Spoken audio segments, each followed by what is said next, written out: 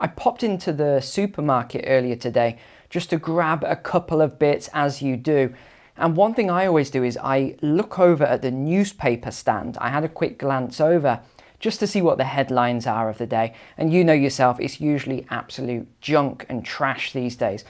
But today was quite interesting because every single headline looked like this. And this reads out, Apocalyptic warning over food prices.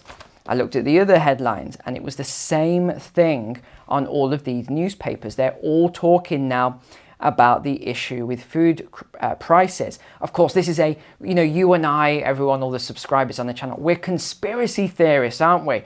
We were just trying to scaremonger everyone about these food prices and everything else, and the crisis that's coming.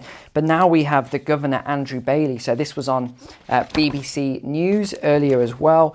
So this was on BBC Global, not local news, but global news. And the headline is, Bank Governor in Apocalyptic Warning Over Rising Food Prices. And I think personally, he's just trying to deflect sort of the whole situation at the moment of rising inflation, because even though they're all in it together, the politicians have now turned on Andrew Bailey and said it's his fault. He's the one for all of this rising inflation. It's not us.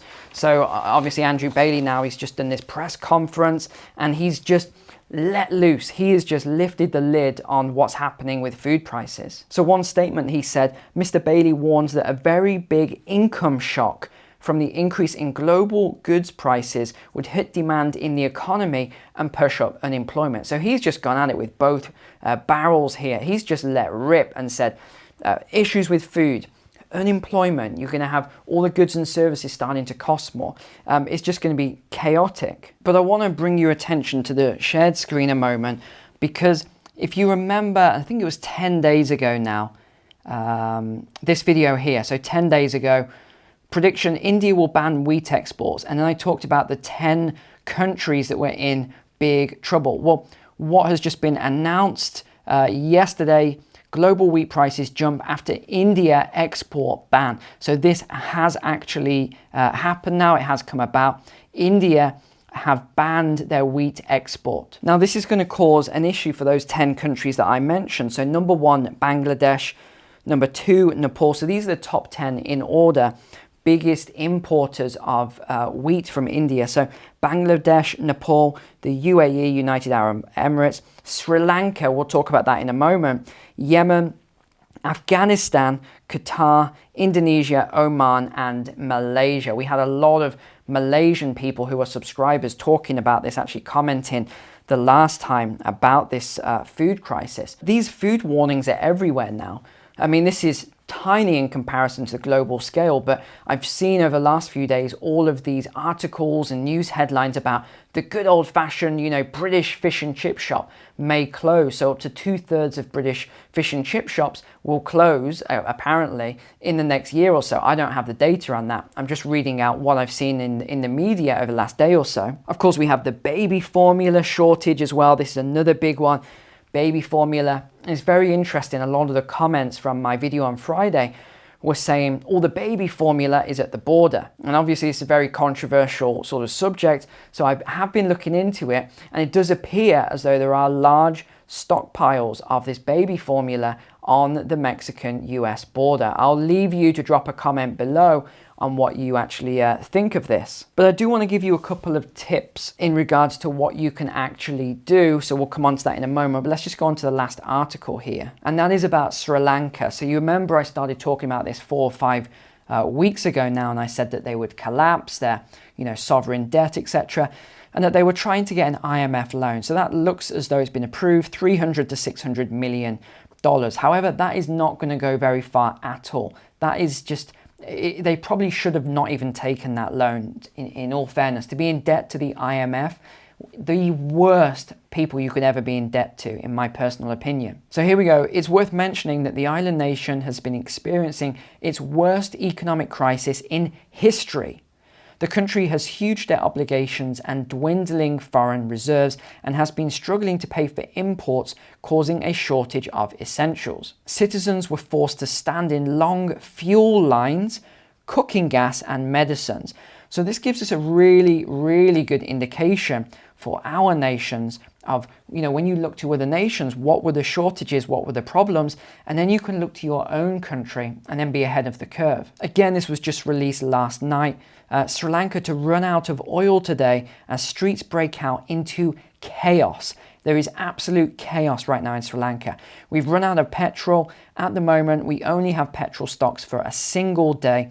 The next couple of months will be the most difficult ones of our lives. I have no desire to hide the truth and lie to the public. Although these facts are unpleasant and terrifying, this is the true situation. Sri Lanka's electrical grid is primarily fueled by oil, so there could be rolling 15-hour blackouts every day for the country's population of 21 million. Now again, apply this to your own country.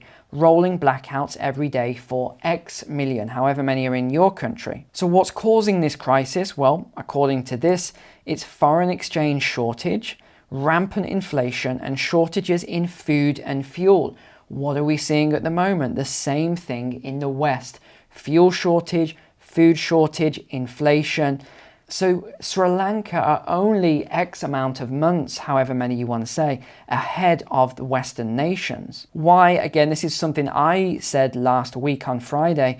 It was all about the organic farming program, which I said was a big mistake because it probably cut their agricultural output by about 75% or so. Due to the policy, rice yields crashed by 20% in the first 6 months of implementing the mandate. Additionally, the country's tea production was heavily rocked.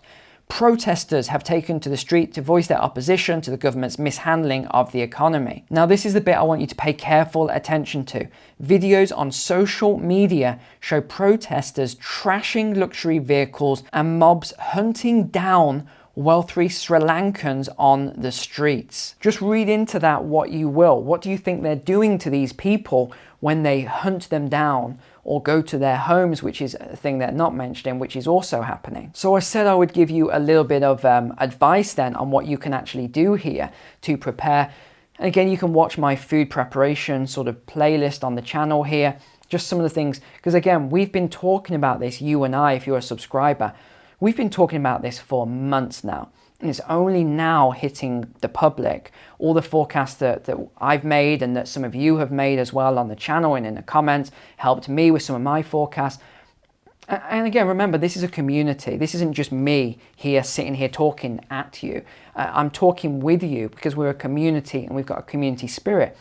The more you read the comments and comment, the actual better that we get our forecast. So let's take a couple of points that I've been doing anyway. Number one, I wouldn't wait if you haven't got enough food.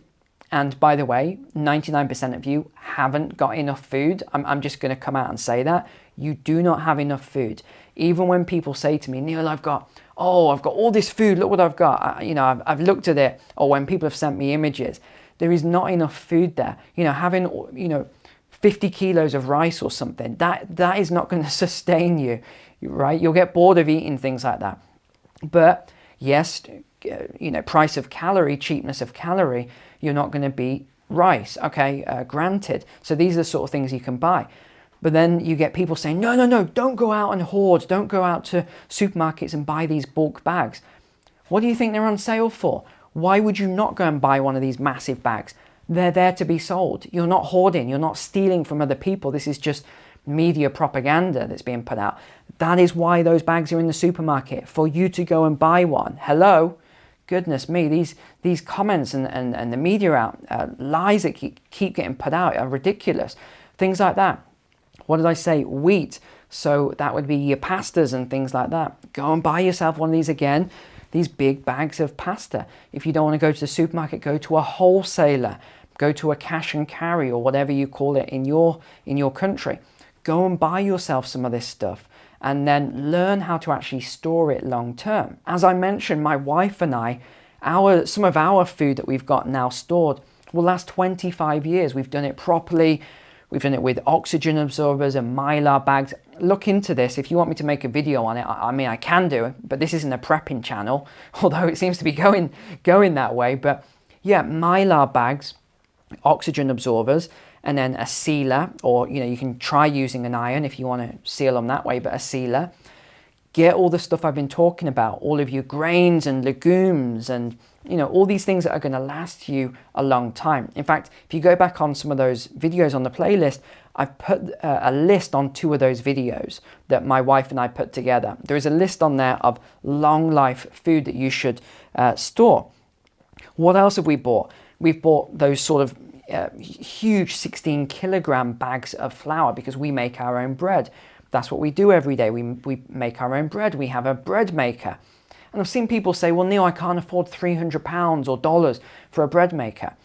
I don't know what bread maker you're looking at, but the one we purchased was only about £30, £35, something like that. It's not as if they're, you know, hundreds of dollars or something. You'll save a lot of money in the long run, and it's nicer anyway to bake your own bread. But yeah, that's the main things I wanted to talk about, really. Just bulk buy that food now, because I can almost guarantee now that these headlines are coming out, and at the moment they're talking about pricing specifically, but when you start seeing all the headlines about shortages, okay, not pricing, but shortages, this is when it's going to explode. The public are going to go out and they're going to buy bulk. They're the ones that are going to hoard. Let me just be clear on this. All the people that are saying, don't hoard, you know, don't go out and buy food.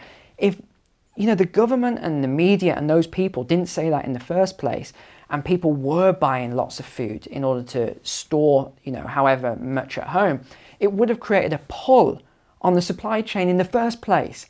This whole situation could have been averted because you would have created a pull, and then the supermarkets would have had to order more food in, right? But now, because this hasn't happened, they've just been ordering, you know, what people have been, you know, going out and buying. So they've gone a few months ahead with their, you know, their orders and things. And now you're going to have an even bigger problem. You see, all this sort of common sense is not quite so common these days. You've really got to think for yourself, and you've got to prepare with this stuff now.